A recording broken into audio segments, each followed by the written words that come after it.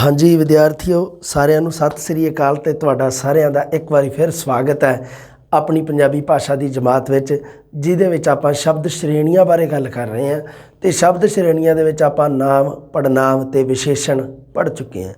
ਹੁਣ ਆਪਾਂ ਸਾਡੀ 4 ਨੰਬਰ ਤੇ ਜਿਹੜੀ ਸ਼ਬਦ ਸ਼੍ਰੇਣੀ ਆਉਂਦੀ ਹੈ ਕਿਰਿਆ वर्ब ये बारे गल करांगे जी। लो जी किरिया दे नाल रिलेटेड प्रश्न तुहानूं पता ही है आउंदे ही है रीट दे विच ते सौखा जा सधारण जा कॉमन जा नॉर्मल जा प्रश्न आउंदा। सो कोई घबराउण दी गल नहीं, ज़्यादा दिमाग ते लोड देण दी गल नहीं, जस्ट कीप इट सिंपल। ते आपां देखदे हां जी, आ जाओ फिर। हाँ, वस्तु जा जीवन दे काल सहित दस्सण वाले कर्म नूं किरिया आखदे हन। लो जी करता प्लस कर्म प्लस किरिया अपने पंजाबी भाषा में वाक की बनतर है जी हैगी है।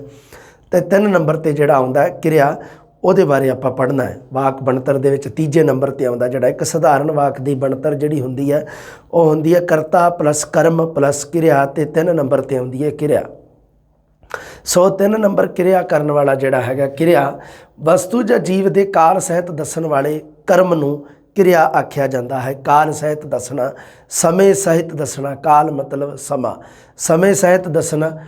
हाँ, जिस शब्द तो काल सहित मतलब समेत विद सहित कुछ होण करन वापरन दा बोध होवे। होना करना वापरना मतलब कोई बीत जाना, कोई मतलब काम होना, जिमें जी घटना वापर गई, घटना बीत गई, घटना हो गई कोई, उहदे वास्ते वापरना बीतना शब्द वापरना ਉਹਦਾ ਬੋਧ ਜਾਂ ਗਿਆਨ ਹੋਵੇ ਉਸਨੂੰ ਆਪਾਂ ਕਿਰਿਆ ਕਹਿੰਦੇ ਹਾਂ। ਜਿਵੇਂ ਕਰ ਲਿਖ ਪੜ੍ਹ ਡਿੱਗ ਜਾ ਖਾ ਪੀ ਖੇਡ, ਇਹ ਜਿਹੜੇ ਸ਼ਬਦ ਲਿਖੇ ਹੋਏ ਤੁਹਾਡੇ ਸਾਹਮਣੇ ਇਹ ਕਿਰਿਆ ਹਨ, ਇਹ ਮੂਲ ਕਿਰਿਆ ਹਨ। ਇਹਨਾਂ ਤੋਂ ਅੱਗੇ ਕਿਰਿਆ ਰੂਪ ਤੁਸੀਂ ਵੇਖਦੇ ਹੀ ਆ ਹੈ ਨਾ। ਜਿਵੇਂ ਕਰ ਤੋਂ ਅੱਗੇ ਆਪਾਂ ਵੇਖਦੇ ਹਾਂ ਵੀ ਕਰਨਾ ਕਰੂੰਗਾ ਕੀਤਾ, ਇਹ ਸ਼ਬਦ ਬਣਦੇ ਆ ਕਰ ਸ਼ਬਦ ਤੋਂ। ਲਿਖ ਤੋਂ ਲਿਖਣਾ ਲਿਖੂੰਗਾ ਲਿਖਿਆ लिख दिता, इवें शब्द बनते हैं जोड़े है ना। हाँ, ये है जोड़े इस तरह ही बहुत सारे शब्द है जोड़े ये आ जोड़े मूल होंदियां किरियावां उन्हां तो अगे किरिया रूप बनते हैं। अगे देखो जी किरिया शब्दां तो वाक की कारजी स्थिति की सूचना मिलती है। कारजी कारज जिन्हों कह दिंदे आ हिंदी दे विच जिन्हों कह दिंदे आ कार्य, ਉਹਦੀ स्थिति की सूचना मिलती है। वाक विच काल संबंधी सूचना सानू किरिया के रूपों तो मिलती है। ध्यान रखियो, बहुत इंपोर्टेंट गल है। वाक दे विच काल संबंधी सूचना कित्थों मिलती है सानू? समय संबंधी सूचना ये सानू किरिया रूपों तो मिलती है। किरिया जिवें हुंदी है सहायक किरिया जिवें होगी, मुख किरिया होगी, इन्हां रूपों तो सानू पता लग जाता है। जे मगर है लिखिया होया तो वर्तमान काल है, जे सी लिखिया होया तो वह भूतकाल है। जे मान लो गा गे गी लिखिया होया किरिया रूप दे मगर गा गे गी शब्द जोड़िया तो वह साडा भविष्यत काल है। ये जिहड़े शब्द मतलब किरिया रूपां तो सानू पता लगता है भी इहदे विच काल किहड़ा है। हर वाक विच कोई ना कोई किरिया जरूर हुंदी है। वाक बनतर जिहड़ा सधारण वाक की बनतर करता प्लस कर्म प्लस किरिया विच इसदा अहम स्थान है। बिना किरिया ते वाक की कल्पना नहीं की जा सकती। बिना किरिया तो तुसी वाक की कल्पना नहीं कर सकते। किरिया बहुत महत्वपूर्ण है। करता किनू कहते हैं? वाक विच किरिया का काम करन वाले नूं करता आखदे हन। कर्म वाक विच जिस उपर किरिया के काम का प्रभाव पवे जां जिस उपर किरिया वापरे, वापरे मतलब जिस उपर किरिया होए होवे उसनूं आपां कर्म कह दिंदे आ। किरिया होगी किरिया रूप होंदे की होंदे आ? किरिया रूप शब्द तुसीं सुनिया होना। किरिया रूप शब्द है की है? मतलब मुख किरिया मूल किरिया तो अगे किरिया दे होर रूप किरिया दे होर प्रकार बन गए, उसनूं आपां कह दिंदे आ किरिया रूप। मूल धातु मतलब आ मूल धातु शब्द दे रखे किरिया दे। कर लिख पढ़ डिग जा खा पी खेड, ये मूल धातु शब्द है। इन्हां तो वख-वख स्थितियां के अनुसार, समय के अनुसार, टेंस के अनुसार, काल के अनुसार की बनते हैं किरिया शब्द बनाए जाते हैं। उन्होंने आपां कह दिंदे आ किरिया रूप।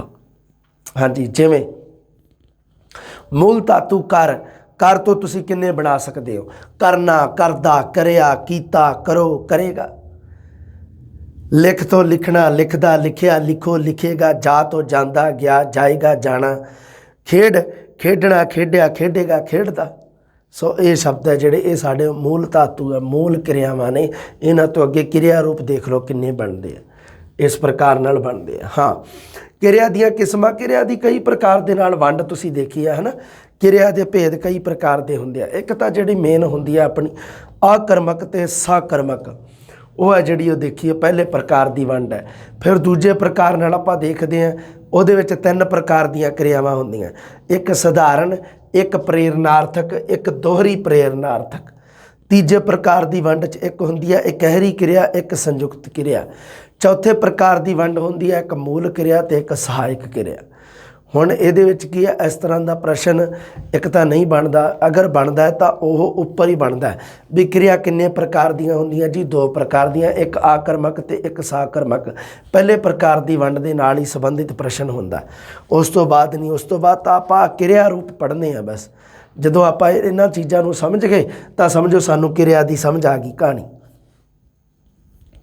ਪਹਿਲੇ ਪ੍ਰਕਾਰ ਦੀ ਵੰਡ ਦੇ ਵਿੱਚ ਦੇਖੋ ਆਕਰਮਕ। ਆਕਰਮਕ ਤੋਂ ਭਾਵ ਕੀ ਹੈ? ਕਰਮ ਤੋਂ ਬਿਨਾਂ, ਕਰਮ ਰਹਿਤ।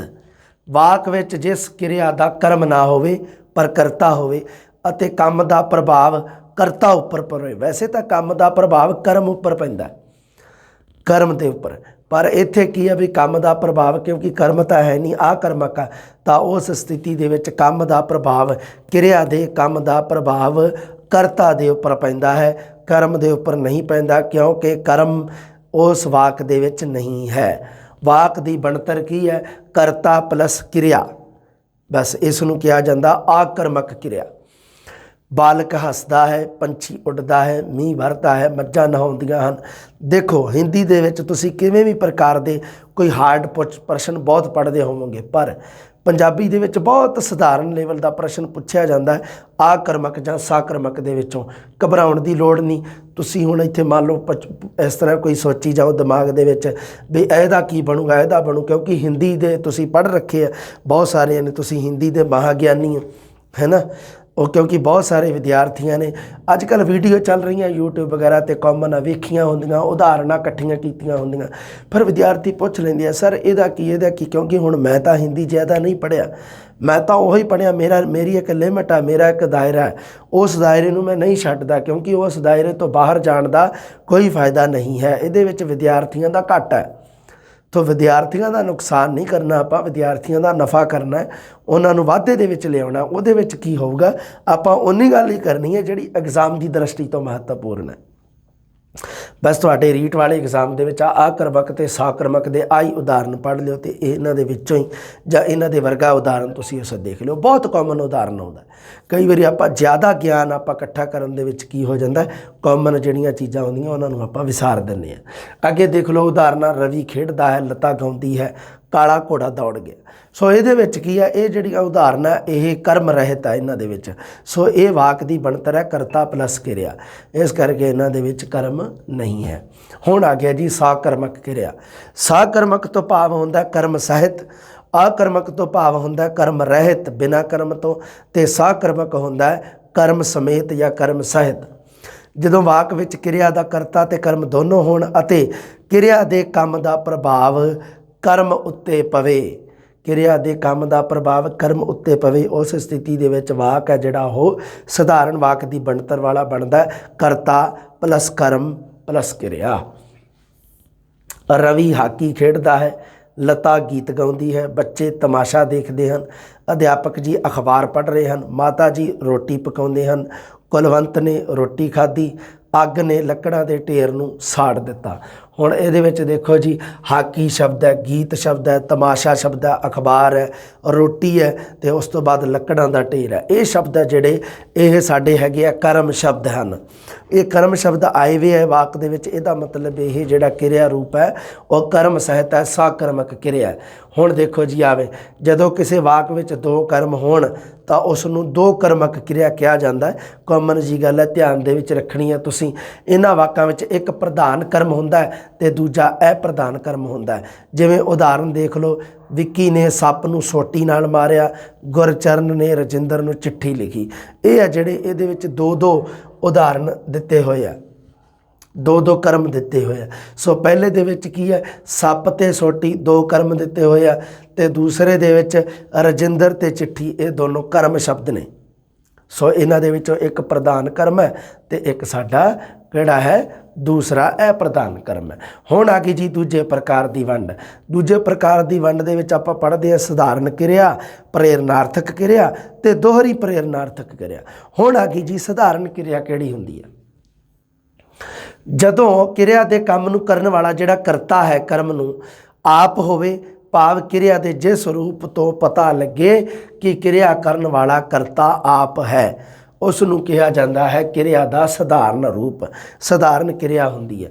ਮੋਹਨ ਨੂੰ ਗੁੱਸਾ ਚੜ੍ਹ ਗਿਆ, ਕਿਰਿਆ ਕੀ ਸੀ? ਗੁੱਸਾ ਚੜ੍ਹਨ ਦੀ ਕਿਰਿਆ ਉਹ ਕਿਹਦੇ ਤੇ ਵਾਪਰੀ ਹੈ? ਮੋਹਨ ਦੇ ਉੱਪਰ ਵਾਪਰੀ ਹੈ। ਉਸ ਤੋਂ ਬਾਅਦ ਉਹ ਸਕੂਲ ਵੱਲ ਚੱਲ ਪਏ, ਉਹ ਸ਼ਬਦ ਪੜਨਾਵ ਹੈ। ਸੋ ਇਹਦੇ ਵਿੱਚ ਸਕੂਲ ਵੱਲ ਜਾਣ ਦੀ ਕਿਰਿਆ ਜਿਹੜੀ ਉਹ ਸ਼ਬਦ ਉੱਪਰ ਵਾਪਰੀ ਹੈ।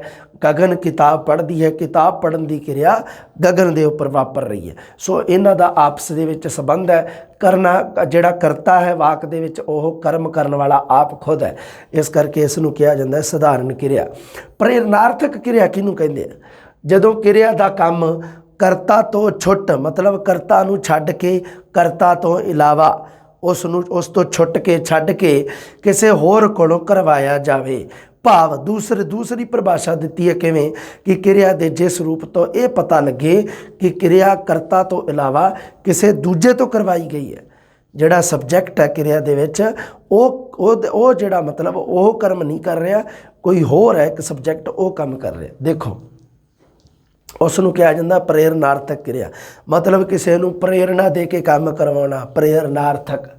ਅਧਿਆਪਕ ਰੋਜ਼ ਬੱਚਿਆਂ ਕੋਲੋਂ ਲਿਖਤ ਅਭਿਆਸ ਕਰਵਾਉਂਦਾ ਹੈ। ਅਸੀਂ ਧੋਬੀ ਤੋਂ ਕੱਪੜੇ ਧੁਆਏ, ਪਰਵਿੰਦਰ ਨੇ ਸੁਨਿਆਰੇ ਕੋਲੋਂ ਮੁੰਦਰੀ ਵਿੱਚ ਨਗ ਜੜਵਾਇਆ, ਅਸੀਂ ਆਪਣਾ ਮਕਾਨ ਮਿਸਤਰੀ ਕੋਲੋਂ ਬਣਵਾਇਆ ਸੀ। ਉਦਾਹਰਨਾਂ ਬਹੁਤ ਸੋਹਣੀਆਂ, ਚੁਣਿੰਦਾ ਉਦਾਹਰਨ ਹੈ ਪ੍ਰੇਰਨਾਰਥਕ ਕਿਰਿਆ ਨੂੰ ਸਮਝਣ ਵਾਸਤੇ। 4 ਐਗਜ਼ਾਮਪਲਸ ਐਨਫ ਆ। ਪ੍ਰਿਆਪਤਾ ਦੇਖੋ ਕਿਵੇਂ, ਅਧਿਆਪਕ ਰੋਜ਼ ਬੱਚਿਆਂ ਕੋਲੋਂ ਲਿਖਤ ਅਭਿਆਸ ਕਰਵਾਉਂਦਾ ਹੈ। ਅਧਿਆਪਕ, ਅਸੀਂ, ਪਰਵਿੰਦਰ ਤੇ ਅਸੀਂ, ਇਹ 4 ਹੈ ਜਿਹੜੇ ਸ਼ੁਰੂ ਦੇ ਵਿੱਚ ਸ਼ਬਦ ਇਹ ਇਸ ਵਾਕ ਦੇ ਵਿੱਚ ਕਰਤਾ ਨੇ। ਪਰ ਇਹਦੇ ਵਿੱਚ ਕੀ ਹੈ ਵੀ ਕਰਤਾ ਦੇ ਉੱਪਰ ਨਹੀਂ ਪੈ ਰਿਹਾ ਕਰਮ ਦਾ ਪ੍ਰਭਾਵ, ਜਿਹੜਾ ਮੇਨ ਸਬਜੈਕਟ ਆ ਉਹ ਕਿਸੇ ਹੋਰ ਦੇ ਉੱਪਰ ਪੈ ਰਿਹਾ। ਹੁਣ ਇੱਥੇ ਲਿਖਤ ਅਭਿਆਸ ਕਰਵਾਉਂਦਾ ਹੈ। ਸੋ ਲਿਖਤ ਦਾ ਅਭਿਆਸ ਕਰਦੇ ਕੌਣ ਹੈ? ਬੱਚੇ। ਅਸੀਂ ਧੋਬੀ ਤੋਂ ਕੱਪੜੇ ਧੁਆਏ, ਕੱਪੜੇ ਧੋਤੇ ਕਿਹਨੇ? ਧੋਬੀ ਨੇ, ਦੂਸਰਾ ਬੰਦਾ ਕੰਮ ਕਰ ਰਿਹਾ ਕੋਈ। ਸੁਨਿਆਰੇ ਕੋਲੋਂ ਮੁੰਦਰੀ ਵਿੱਚ ਨਗ ਜੜਵਾਇਆ, ਪਰਵਿੰਦਰ ਨੇ ਆਪ ਨਹੀਂ ਨਗ ਜੜਿਆ, ਸੁਨਿਆਰੇ ਦੇ ਕੋਲੋਂ ਜੜਵਾਇਆ। ਇਸ ਕਰਕੇ ਨਗ ਕਿਹਨੇ ਜੜਿਆ? ਸੁਨਿਆਰੇ ਨੇ। ਅਸੀਂ ਆਪਣਾ ਮਕਾਨ ਮਿਸਤਰੀ ਕੋਲੋਂ ਬਣਾਇਆ। ਸੋ ਮਕਾਨ ਬਣਾਉਣ ਦੀ ਕਿਰਿਆ ਜਿਹੜੀ ਉਹ ਮਿਸਤਰੀ ਵੱਲੋਂ ਪੂਰੀ ਕੀਤੀ ਗਈ। ਹੁਣ ਇਹਦੇ ਵਿੱਚ ਧਿਆਨ ਤੁਸੀਂ ਰੱਖਿਆ ਕੀ ਹੈ ਵੀ ਪ੍ਰੇਰਨਾਰਥਕ ਕਿਰਿਆ ਦੇ ਵਿੱਚ ਕੰਮ ਦੇ ਕਰਤੇ ਤੋਂ ਛੁੱਟ ਕੇ ਕਿਸੇ ਹੋਰ ਕੋਲੋਂ ਕਰਵਾਇਆ ਗਿਆ ਹੈ। ਅਧਿਆਪਕ, ਅਸੀਂ, ਪਰਵਿੰਦਰ, ਅਸੀਂ, ਇਹਨਾਂ ਸ਼ਬਦਾਂ ਨੇ ਕੰਮ ਨਹੀਂ ਕੀਤਾ, ਇਹਨਾਂ ਨੇ ਕਿਸੇ ਹੋਰ ਕੋਲੋਂ ਕਰਵਾਇਆ।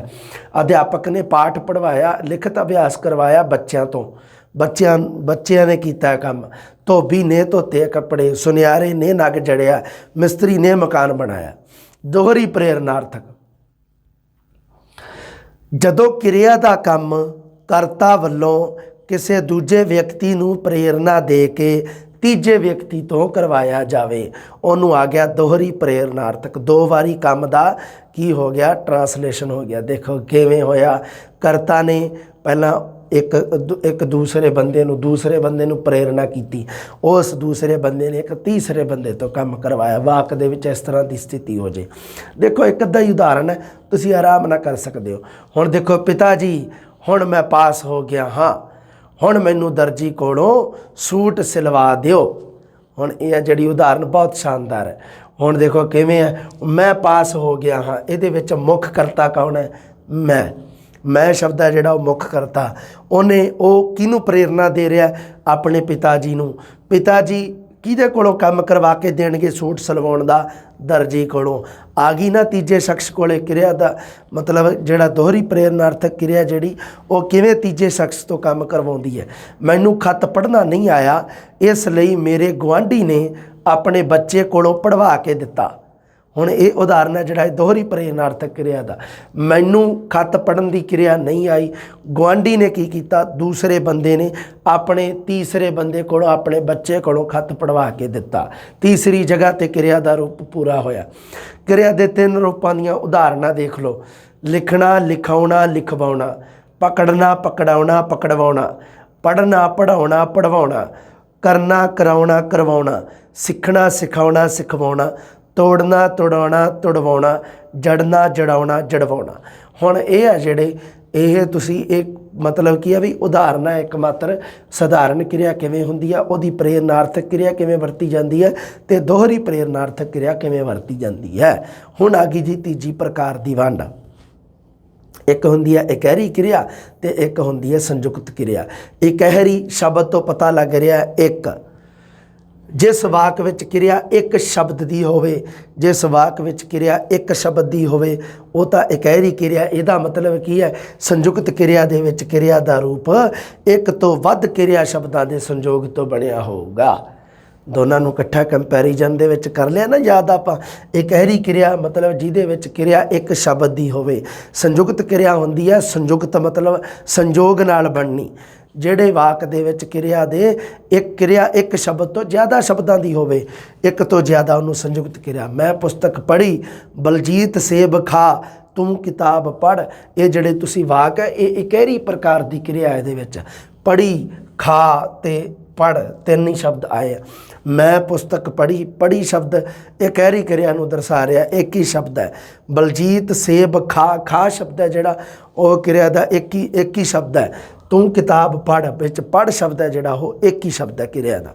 ਹੁਣ ਸੰਯੁਕਤ ਕਿਰਿਆ, ਇੱਕ ਰੂਪ ਤੋਂ ਵਧੇਰੇ ਕਿਰਿਆ ਦੇ ਸੰਯੋਗ ਆ। ਦੇਖ ਲਓ, ਮੈਂ ਰੋਜ਼ ਖੇਡਿਆ ਕਰਾਂਗਾ, ਖੇਡਿਆ ਤੇ ਕਰਾਂਗਾ ਦੋ ਸ਼ਬਦਾਂ ਦਾ ਕਿਰਿਆ ਰੂਪ ਆ ਗਿਆ।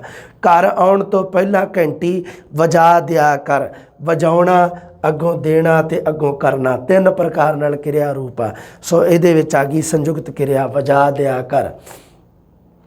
ਸ਼੍ਰੀ ਗੰਗਾ ਨਗਰ ਕਈ ਕਿਲੋਮੀਟਰਾਂ ਵਿੱਚ ਫੈਲਿਆ ਹੋਇਆ ਹੈ, ਫੈਲਿਆ ਹੋਇਆ ਹੈ। ਤਿੰਨੋਂ ਜਿਹੜੇ ਅੰਡਰਲਾਈਨ ਕੀਤੇ ਹੋਏ ਆ ਸੰਯੁਕਤ ਕਿਰਿਆ ਦੀ ਉਦਾਹਰਨ। ਉਹ ਅਕਸਰ ਪੜ੍ਹਦਾ ਰਹਿੰਦਾ ਹੁੰਦਾ ਸੀ। ਆ ਦੇਖ ਲਓ ਕਿੱਡਾ ਵੱਡਾ ਆ ਗਿਆ ਕਿਰਿਆ ਰੂਪ। ਇਹ ਸਾਰਾ ਕਿਰਿਆ ਰੂਪ ਆ ਸੰਯੁਕਤ ਕਿਰਿਆ ਦੇ ਵਿੱਚ ਆਉਂਦਾ, ਕਿਉਂਕਿ ਇਹਦੇ ਵਿੱਚ ਕਿਰਿਆ ਦੇ ਚਾਰ ਸ਼ਬਦ ਆ ਗਏ, ਇੱਕ ਤੋਂ ਜ਼ਿਆਦਾ ਆ ਗਏ। ਚੌਥੇ ਪ੍ਰਕਾਰ ਦੀ ਵੰਡ ਦੇਖੋ, ਇੱਕ ਹੁੰਦੀ ਆ ਮੂਲ ਕਿਰਿਆ, ਇੱਕ ਹੁੰਦੀ ਆ ਸਹਾਇਕ ਕਿਰਿਆ। ਮੂਲ ਕਿਰਿਆ ਤੇ ਸਹਾਇਕ ਕਿਰਿਆ ਦੋਨੋਂ ਇਕੱਠੇ ਕਰ ਲਿਆ ਆਪਾਂ। ਦੇਖ ਲਓ, ਹਾਂਜੀ, ਮੂਲ ਕਿਰਿਆ ਤੇ ਸਹਾਇਕ ਕਿਰਿਆ ਕਿਹੜੀਆਂ ਹੁੰਦੀਆਂ? ਜਦੋਂ ਕਿਸੇ ਵਾਕ ਵਿੱਚ ਕਿਰਿਆ ਰੂਪ ਸੰਯੁਕਤ ਰੂਪ ਵਿੱਚ ਹੋਣ। ਆ ਜਿਹੜੇ ਆ ਨਾ ਸੰਯੁਕਤ ਕਿਰਿਆ ਜਿਹੜੀਆਂ ਇਹ ਆ, ਹੁਣ ਇਹਦੀ ਗੱਲ ਕਰ ਰਹੇ ਆ। ਉਹਦੇ ਵਿੱਚ ਮੂਲ ਕਿਰਿਆ ਹੋਗੀ ਤੇ ਸਹਾਇਕ ਕਿਰਿਆ ਹੋਏਗੀ। ਜੇ ਤਾਂ ਇਕਹਿਰੀ ਕਿਰਿਆ ਤਾਂ ਉਹਦੇ ਵਿੱਚ ਤਾਂ ਮੂਲ ਕਿਰਿਆ ਹੀ ਆ ਬਸ, ਹੋਰ ਕੁਛ ਨਹੀਂ ਗਾ। ਉਹਦੇ ਵਿੱਚ ਤਾਂ ਮੂਲ ਹੀ ਕਿਰਿਆ ਬਸ। ਪਰ ਜਦੋਂ ਕੀ ਹੁੰਦਾ ਸਹਾਇਕ ਕਿਰਿਆ ਨਾਲ ਕਦੋਂ ਆਉਂਦੀ ਹੈ? ਜਦੋਂ ਸੰਯੁਕਤ ਕਿਰਿਆ ਵਾਲੇ ਉਦਾਹਰਨ ਹੋਣ। ਆਹੀ ਉਦਾਹਰਨ ਹੈ ਜਿਹੜੇ ਇਹਦੇ ਵਿੱਚ ਦੇਖ ਲਓ। ਜਦੋਂ ਕਿਸੇ ਵਾਕ ਵਿੱਚ ਕਿਰਿਆ ਰੂਪ ਸੰਯੁਕਤ ਰੂਪ ਵਿੱਚ ਹੋਵੇ, ਉਹਨਾਂ ਕਿਰਿਆ ਰੂਪੀ ਸ਼ਬਦ ਸਮੂਹ, ਆ ਸ਼ਬਦ ਸਮੂਹ ਬਣੇ ਹੋਏ ਆ ਸੰਯੁਕਤ ਕਿਰਿਆ ਵਿੱਚ, ਸ਼ਬਦ ਸਮੂਹ ਬਣਦੇ ਆ ਕਿਰਿਆ ਦੇ। ਇੱਕ ਮੁੱਖ ਜਾਂ ਮੂਲ ਕਿਰਿਆ ਹੁੰਦੀ ਹੈ ਤੇ ਦੂਜੀ ਸਹਾਇਕ ਕਿਰਿਆ ਹੁੰਦੀ ਹੈ।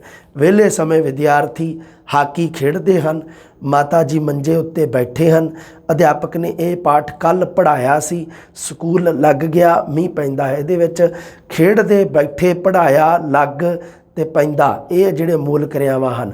ਉਸ ਤੋਂ ਬਾਅਦ ਲੱਗੇ ਹੋਏ ਸ਼ਬਦ ਹਨ, ਸੀ, ਗਿਆ ਹੈ, ਇਹ ਸਹਾਇਕ ਕਿਰਿਆਵਾਂ ਹਨ। ਸਕੂਲ ਲੱਗ ਗਿਆ ਹੈ, ਗਿਆ ਹੈ ਜਿਹੜੇ ਇਹ ਸਹਾਇਕ ਕਿਰਿਆ ਰੂਪ ਹੈ। ਹਾਂਜੀ, ਠੀਕ ਹੈ ਜੀ, ਗੱਲ ਕਲੀਅਰ ਹੋ ਗਈ ਕਿਰਿਆ ਵਾਲੀ। ਕਿਰਿਆ ਦੇ ਅੱਡ ਅੱਡ ਰੂਪਾਂ ਬਾਰੇ ਆਪਾਂ ਜਾਣਕਾਰੀ ਅੱਜ ਪ੍ਰਾਪਤ ਕੀਤੀ ਹੈ ਬੇਟਾ ਜੀ। ਯਾਦ ਰੱਖਿਓ, ਇਹਨਾਂ ਦੇ ਵਿੱਚੋਂ ਪ੍ਰਸ਼ਨ ਜ਼ਰੂਰ ਆਊਗਾ ਇੱਕ ਅੱਧਾ।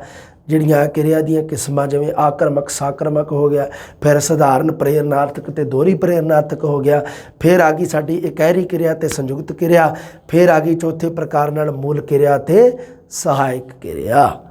ਲਓ ਜੀ, ਇਹ ਸਾਡੀ ਆਪਣੀ ਗੱਲ ਸਾਰੀ ਕਲੀਅਰ ਹੋ ਗਈ ਕਿਰਿਆ ਦੀ। ਅਗਲੀ ਜਮਾਤ ਦੇ ਵਿੱਚ ਆਪਾਂ ਕਿਰਿਆ ਵਿਸ਼ੇਸ਼ਣ ਬਾਰੇ ਗੱਲ ਕਰਾਂਗੇ। ਜਲਦੀ ਮਿਲਦੇ ਹਾਂ ਜੀ। ਸਤਿ ਸ੍ਰੀ ਅਕਾਲ।